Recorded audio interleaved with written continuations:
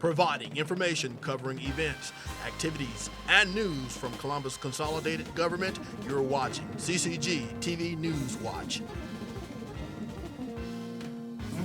All right. Well, first of all, thank y'all for showing up. This is another, with a nod to our folks at the Chamber, another amazing day for small business in Columbus, Georgia.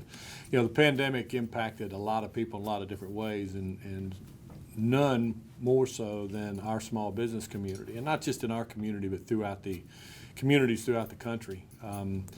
And thankfully, the way we responded in a very proactive, unified way. You saw members of the council, you saw our staff, you saw the chamber and Visit Columbus and our community investment area. The way we got on top of this early and tried to find ways to help our small business helped us fare this better than most going through this pandemic. So we were delighted to find out yesterday that we were approved for an additional grant from ARPA funding through the state Office of Planning and Budget, and another $4 million that will be earmarked in Columbus, Georgia for small business.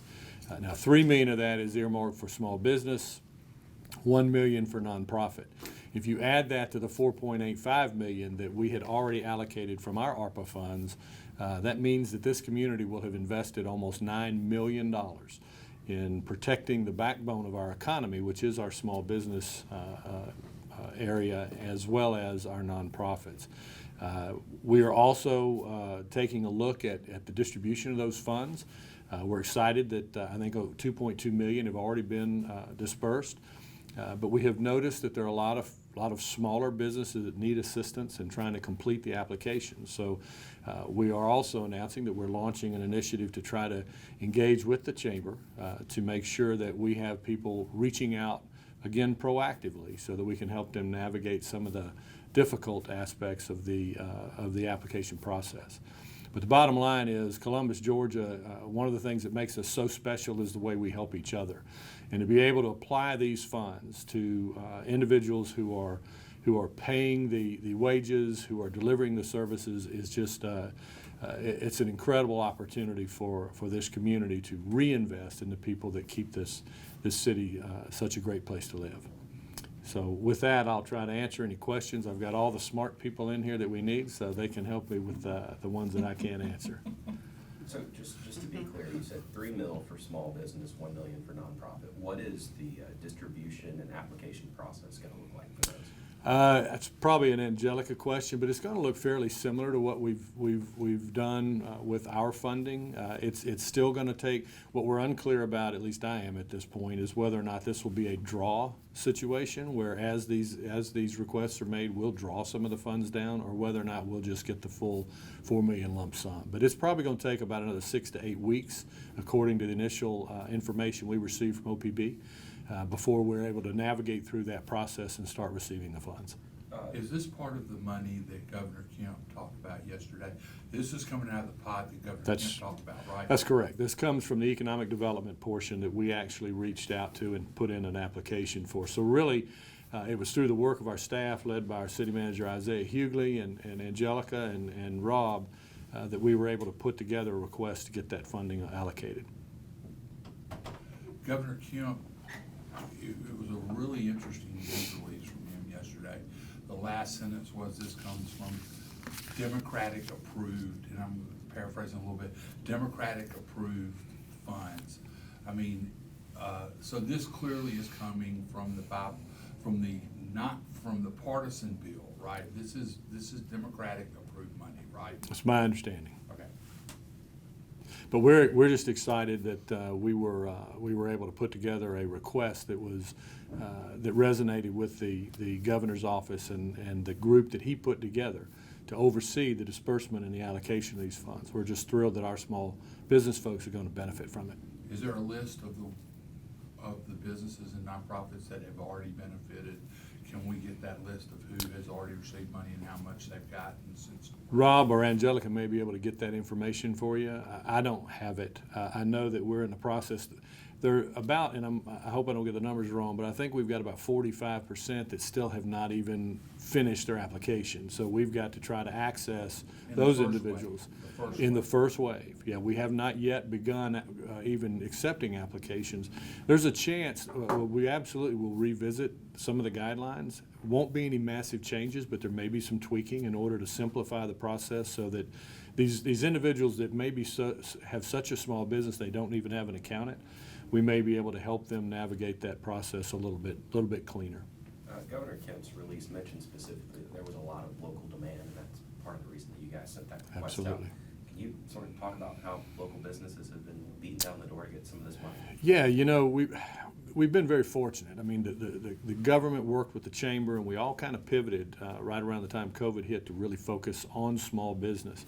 And we did a lot of things. We deferred taxes. We looked at changing some ordinances, and the chamber really got kind of hyper-focused on the small businesses. But they were still hurting. Now, we had fewer small businesses go out of business in 21 than we had over the last 6 years. But many of them were just hanging on, and we've been hearing from them. We talk to them. We go out, and we've actually had some of our counselors have actually gone knocking on some of these businesses' doors, one, to let them know the funds are available, and two, to try to listen to them on what they need.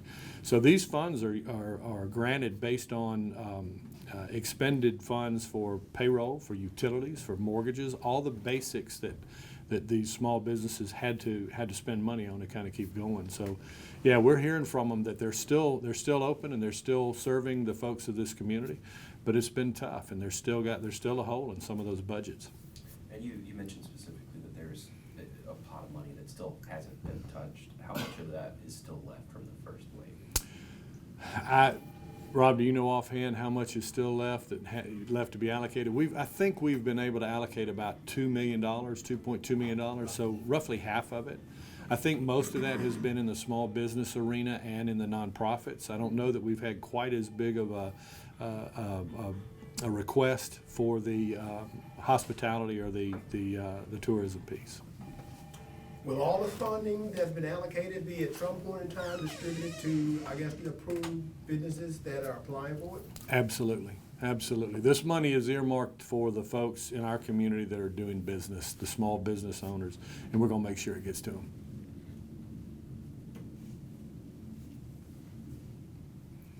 Anything else? Just to clarify, you said this can be used for utilities, wages, so pretty much just whatever these businesses need.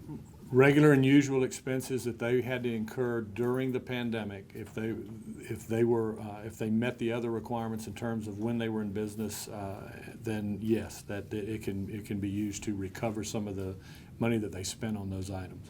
What about loss? Like if you go back to, just take a restaurant, for example. A restaurant was doing X amount of business.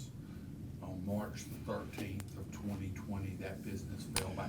Yeah, I don't know that they specifically identify lost revenue or a drop in revenue, but what it does is all the expenses that they continue to have to incur during that time, they can recover for that. So this isn't about revenue loss as much as but they can build in by paying their light bill or paying. That's right. Okay.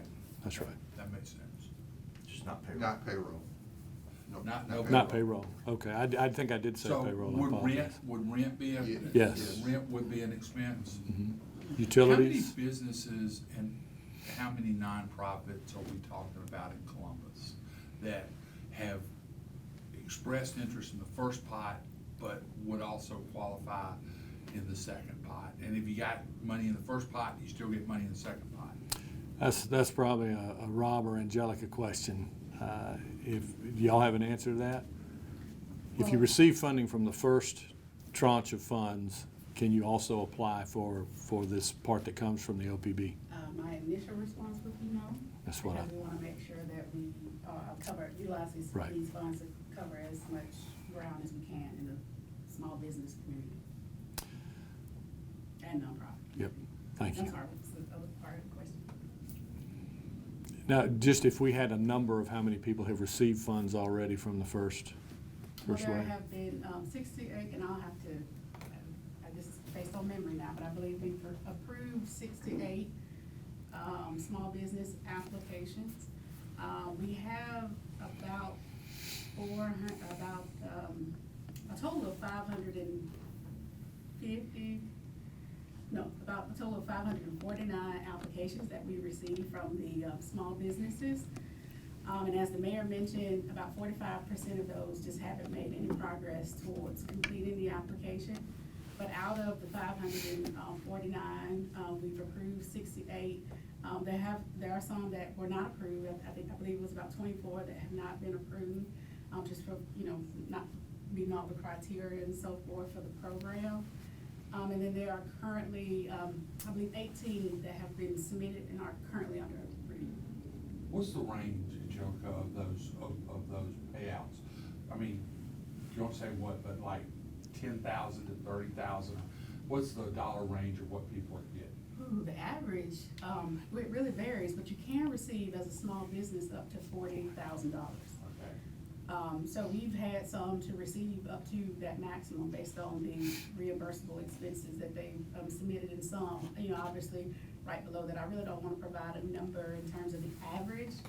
But if I had to say, I'd say anywhere between 25,000 30,000 probably is the average. So nothing above 40? Nothing above 40. The maximum payout is 40. And actually, the nonprofits, the max is 25. That's is that correct. right? Nonprofits. But many of them have maxed to 40. Yes. And based on your previous comments, it sounds like double dipping is discouraged. You want folks to sort of, all these businesses to get one shot at That's that right. money That's first correct. before somebody comes back around. That's right. Okay.